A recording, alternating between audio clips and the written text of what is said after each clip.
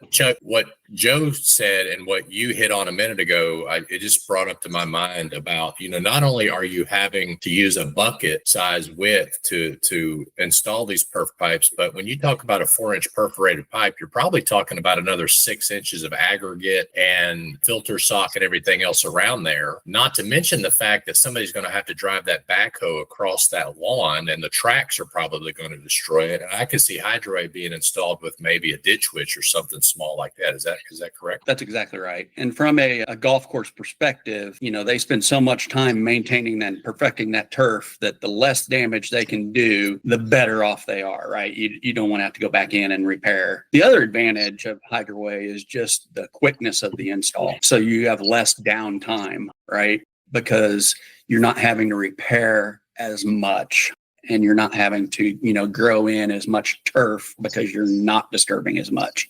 So, the ideal install would be you take out a sod cutter, you cut a couple rows of sod out, take your ditch witch out, you cut your trench.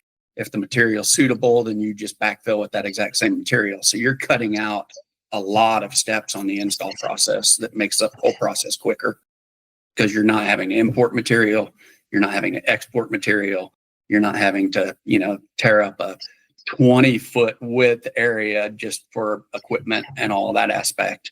So you're really minimizing your footprint.